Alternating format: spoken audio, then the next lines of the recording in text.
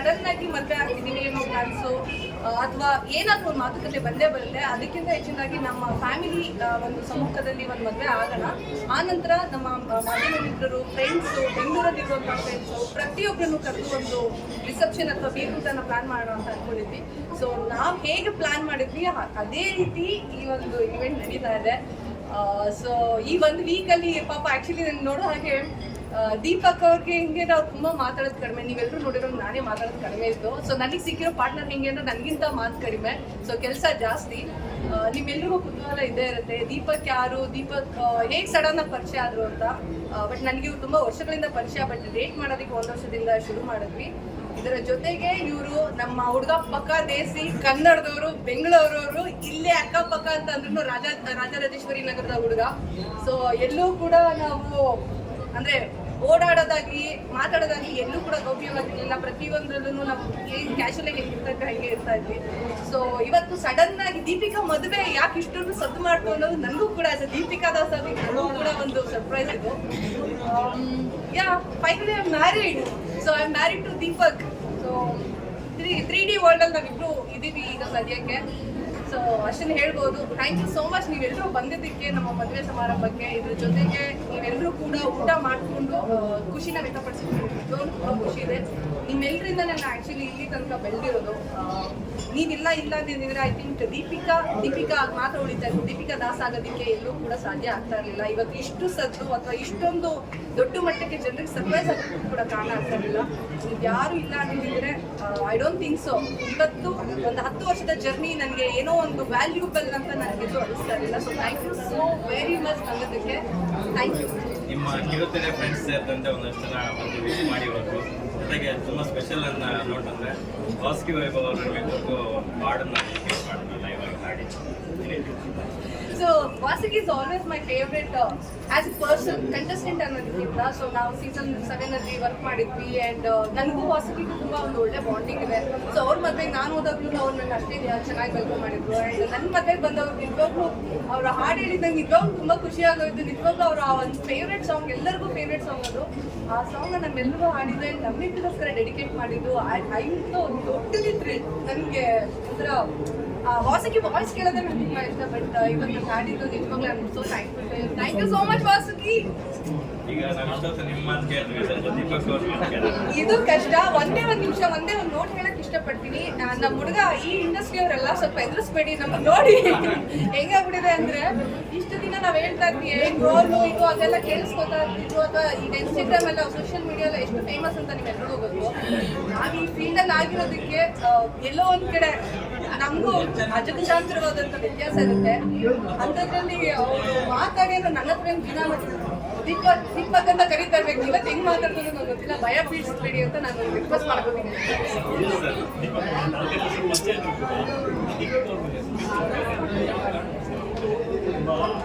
ಮೊದಲ ಭೇಟಿ ಯಾವಾಗ, ಹೇಗೆ ಪರಿಚಯ ಆದರು? 4 ವರ್ಷ ಮುಂಚೆ ಸರ್.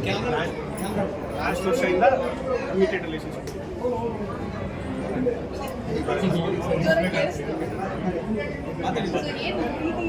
1 ವರ್ಷದಿಂದ ರಿಲೇಶನ್ಶಿಪ್ ಇದ್ದೀವಿ. ಸೊ ಮನೆಯವ್ರಿಗೆಲ್ಲ ಏನು ಸಸ್ಪೆನ್ಸ್. ದೀಪಕ್ ಅವರು ಸ್ವಲ್ಪ ಬ್ಯಾಕ್ಗ್ರೌಂಡ್ ಹೇಳೋದು, ಯಾವ ಫೀಲ್ಡ್ ನೀವು? ಸರ್ ನಾನು ಬೇಸಿಕ್ಲಿ ರಿಯಲ್ ಎಸ್ಟೇಟ್ ಡೆವಲಪರ್. ಅಲ್ಲೇ ಇರೋದು ಮೊಬೈಲ್. ದುಬೈಲಿ ಒಂದು ಸ್ಟಾರ್ಟಪ್ ಇದೆ. ಐ ಮೀನ್ IT ಎಲ್ಲ ಕಡೆ ದುಬೈ ಉದ್ಯಮಿ ಅನ್ಕೊಂತಾರೆ, ಅದಕ್ಕೆ ಕೇಳಿ ನೋಡೋಣ ಸರ್. ಪಕ್ಕ ಗೌಡ, ಪಕ್ಕ ಕನ್ನಡ, ಪಕ್ಕ ದೇಸಿ ಹುಡುಗ. ನಮ್ಗೆ ಅವರೇ ಬೇಕಾಗಿದ್ದು. ಫಾರಿನ್ ಅಂತ ಆಗಲ್ಲ. ದೀಪಿಕ್ ಅವ್ರು ಯಾಕೆ ಇಷ್ಟ ಆದ್ರು ಸರ್? ಎಂತ ಕ್ವಶನ್. ನಿಮ್ಮೆಲ್ರಿಗೂ ಇಷ್ಟ ಅಲ್ವಾ ನಾನು? ಇವ್ರನ್ನ ಮಾತ್ರ ಕೇಳಿದ್ರೆ ಇದೇ ಥರ 10 ವರ್ಷದಿಂದ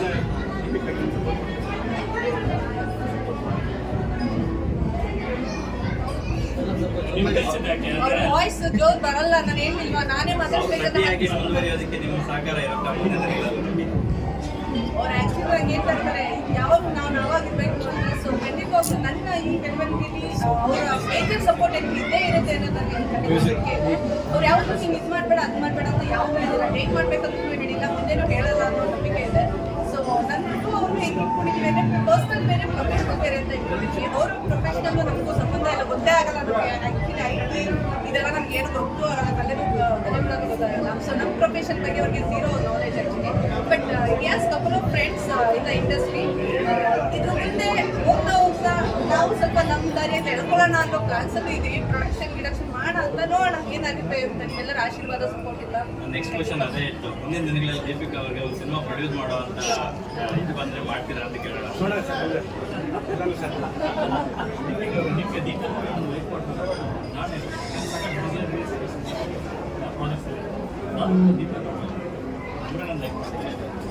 ನಾನು ಯಾವುದು ರೀತಿಯಿಂದ ಹುಡ್ಕೊಂಡು ಹೋಗ್ಬೇಕು. ಸೊ ನನ್ನೊಂದು ಡ್ರೀಮಲ್ಲಿ ಅಂದರೆ ನನ್ನ ಡ್ರೀಮ್ ಬಾಯ್ ಹೇಗಿರಬೇಕು ಅನ್ನೋದನ್ನ ಸಾಕಷ್ಟು ಬಾರಿ ನನ್ನ ಇಂಟರ್ವ್ಯೂಸ್ಗಳಲ್ಲಿ ಮುಂಚೆನೂ ಹೇಳಿದ್ದೀನಿ. ನನ್ನ ಹುಡುಗ ಹೆಂಗಿರ್ಬೇಕು ಅಂದರೆ ಹುಡುಗ ಹಿಂಗಿರ್ಬೇಕು, ಹಂಗಿರ್ಬೇಕು, ಚೆನ್ನಾಗಿರ್ಬೇಕು, ವೆಲ್ದಿ ಆಗಿರ್ಬೇಕು ಅಂತ ನಾನು ಯಾವತ್ತೂ ಎಕ್ಸ್ಪೆಕ್ಟ್ ಮಾಡ್ದವಳಲ್ಲ. ಮನ್ಸು ಚೆನ್ನಾಗಿರ್ಬೇಕು, ಚೆನ್ನಾಗಿ ನೋಡ್ಕೊಳ್ಳೋನಾಗಿರ್ಬೇಕು, ಕೇರ್ ಮಾಡೋನಾಗಿರ್ಬೇಕು, ಅಥವಾ ನನಗೆ ಟೈಮ್ ಕೊಡೋನಾಗಿರ್ಬೇಕು. ಇದು ನನ್ನ ಮೇನ್ ಇತ್ತು. ಆ್ಯಂಡ್ ಅದ್ರ ಜೊತೆಗೆ ಊರು ಸುತ್ತೋನು ಅಂದರೆ ದೇಶ ಸುತ್ತೋನಾಗಿರ್ಬೇಕಿತ್ತು ಅಂತ. ಸೊ ಮೇಜರ್ ಕನ್ಸರ್ನ್ ನನಗೆ ನನ್ನ ವೈಫ್ಸ್ ಮ್ಯಾಚ್ ಆಗುವಂಥ ಪರ್ಸನ್ ಬೇಕಾಗಿದ್ರು. ಸೊ ಡೆಫಿನೆಟ್ಲಿ ನನಗಂಥ ಪಾರ್ಟ್ನರೇ ಸಿಕ್ಕಿದ್ರು ಅಂತ ನನಗೆ ಪ್ರೌಡಾಗಿ ಹೇಳ್ಕೊಳ್ಳೋದಕ್ಕೆ ಇಷ್ಟಪಡ್ತೀನಿ ಇವತ್ತು. ಯಾಕೆಂದರೆ ನಾನು 1 ವರ್ಷದಿಂದ ಡೇಟ್ ಮಾಡ್ತಾ ಇದ್ದೀನಿ, ನನ್ನ ಅವ್ರನ್ನ ತುಂಬ ವರ್ಷದಿಂದ ನೋಡ್ತಾ ಇದ್ದೀನಿ. ಸೊ ಎಲ್ಲೂ ಕೂಡ ನನಗೆ ಈ ಪರ್ಸನಲ್ ಈ ಕ್ವಾಲಿಟಿ ಇಲ್ವಲ್ಲ ಅನ್ನೋ ಏನೂ ಫೀಲಿಂಗ್ ಬರಲಿಲ್ಲ. ಸೊ ಹಾಗಾಗಿ ದೀಪಕ್ ಅವ್ರ ಮೇಲೆ ಲವ್ಗೆ ಆಗ್ಬಿಡ್ತು, ಜೊತೆಗೆ ಮದುವೆಗೂ ಆಗ್ಬಿಡ್ತು. So thank you so much ಎಲ್ಲರೂ ಬಂದಿದ್ದಕ್ಕೆ. ಮುಂದಿನ ದಿನಗಳಲ್ಲಿ ನೋಡೋಣ, ಖಂಡಿತವಾಗ್ಲೂ ನಾವಿಬ್ಬರು ಸೇರಿ ಈ ಇಂಡಸ್ಟ್ರಿಯಲ್ಲಿ ಅಥವಾ ಬೇರೆ ಅಂದರೆ ಇಡೀ